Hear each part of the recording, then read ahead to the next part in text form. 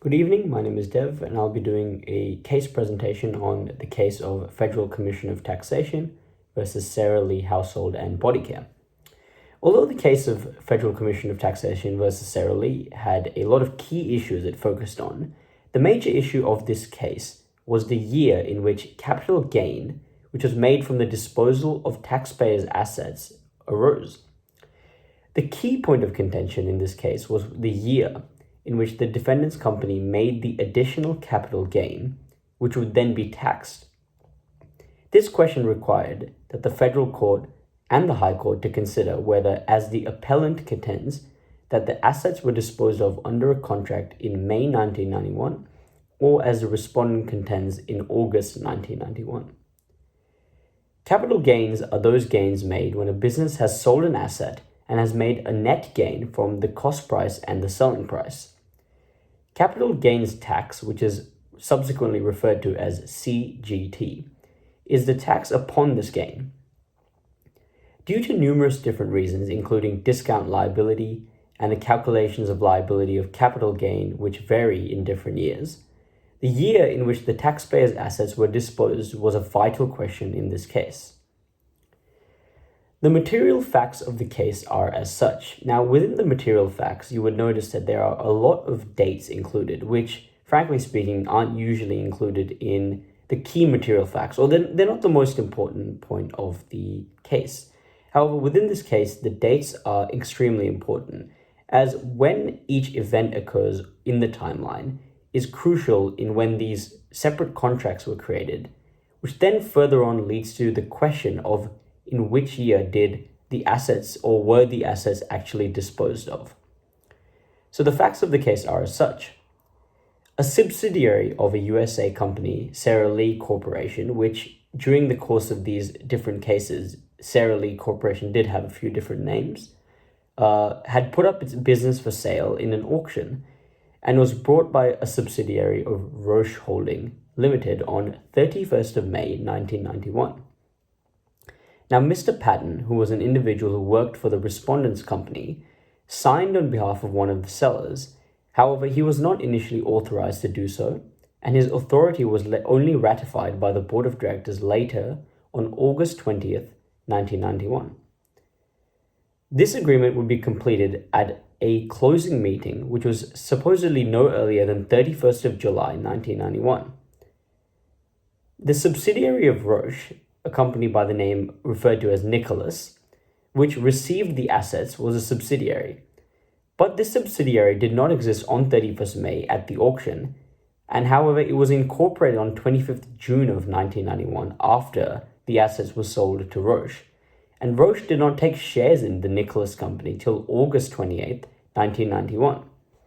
Now, on the 30th of August 1991, the original agreement and contract for sale was amended with an amendment agreement which varied certain provisions of the previous contract on 31st of May.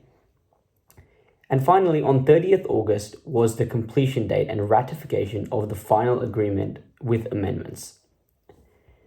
Now, there are numerous issues around legal consequences of the agreements and amendments, the lack of existence of Nicholas subsidiary at the time of the sale, as well as whether or not Mr. Patton had the authority to sign for his board of directors. They are all contributory factors to the actual key issue, which is the application of Part IIIA of the Income Tax Assessment Act to the facts, which determine how the timing of different issues affects the judgment by the court relating to what time were the assets actually disposed of. Now, the key sections in Part IIIA of the Income Tax Assessment Act are all to do with the timing of the disposal of assets, which includes sections 160M, 160U, and 160Z. Now, although all these sections are relevant to this case, 160U has three subsections which are particularly relevant to this case. 160U subsection 1 indicates, quote, where an asset has been acquired or disposed of, the time of acquisition or disposal for the purposes of this part shall be ascertained in accordance with this section.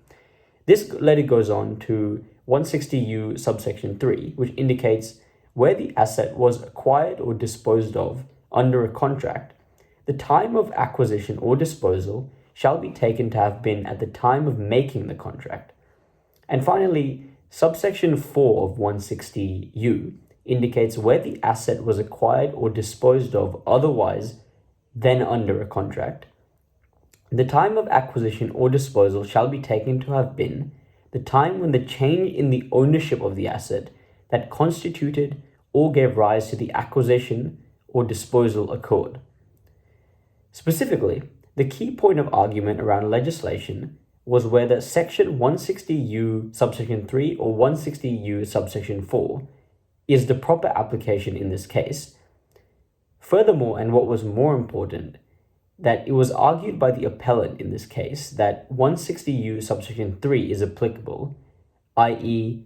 the asset was disposed of under a contract, and that 31st May is the date of the relevant contract. However, the respondent argued that either 160U subsection 3 or subsection 4 is applicable, and in either case, the date of the relevant contract is 30th August 1991.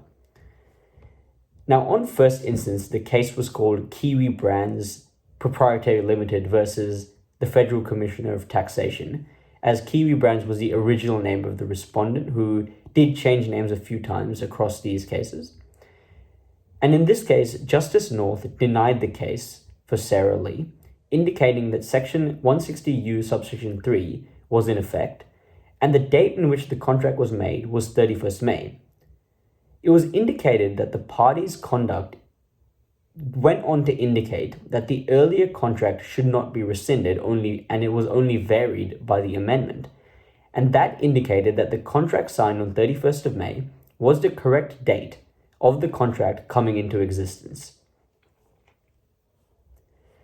This matter was later appealed to the full federal court by Kiwi Brands / Sarah Lee Corporation. And in this case, the full court overturned the previous decision of Justice North by indicating that section 160U subsection 3 requires that the court considers the right contract, the one in which the disposition of the assets occurred. As the assets were disposed of as a result of the amending agreement, they concluded that the August contract on 30th August was the actual correct one. Finally, this matter was then appealed to the High Court by the Federal Commissioner of Taxation. In summary, while the High Court did give many reasons, its reasons did indicate that while the Nicholas Products subsidiary of Roche, which was the ideal buyer, and they were brought in as the buyer pursuant to the August 30th contract, as the Nicholas Products Company did not actually exist at the time of the earlier contract, and they were only brought in for the amendment agreement. This was a part of the argument in the previous decision by the full federal court. And although the High Court did take this into account, they indicated that the assets, although were disposed as a result of the amendment agreement, this was done in reliance upon the 31st May contract. The High Court indicated that in these sort of cases where there are two sort of contracts, that it is not necessary that the second contract provides a mutual termination of the original contract, and it could be a simple variance. And this sort of comes down to the conduct of the parties when signing the amendment, as this conduct would go on to indicate what their intention was with the original contract, amongst other things. Now, in this case, on reading the amendment agreement, it seems obvious that both the buyer and seller in this case both wanted that, due to different reasons, of course, for Roche, who wanted their subsidiary to own the assets, they utilized different sections in the original agreement to make this a legal agreement, the Second Amendment agreement.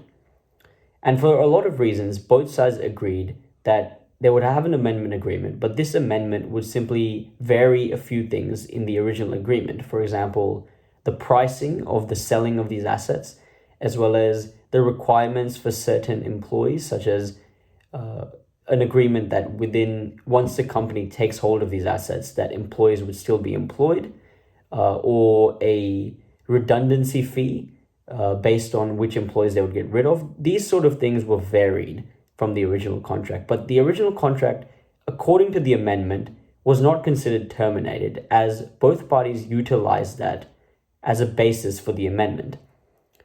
For this reason, the High Court indicated that the orders of the full court were to be set aside.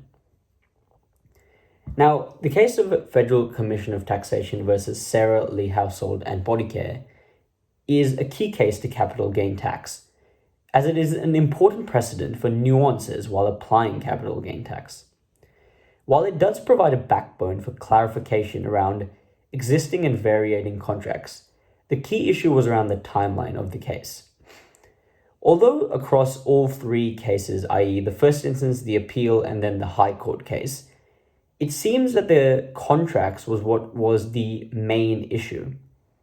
And while the High Court decision mainly talks about the contracts, the whole key reason they talk about these contracts is because whether or not the conduct of parties indicated that which contract was actually the one in which the assets were disposed, therefore affecting the time of when the assets were disposed.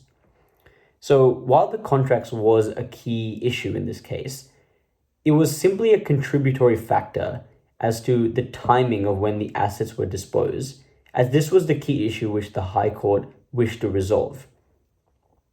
There were also other key legal issues, such as the authority of Mr. Patton, as well as the lack of existence of Nicholas Products, which again were all contributory factors to the timing of which contract was the actual contract in which the assets were disposed.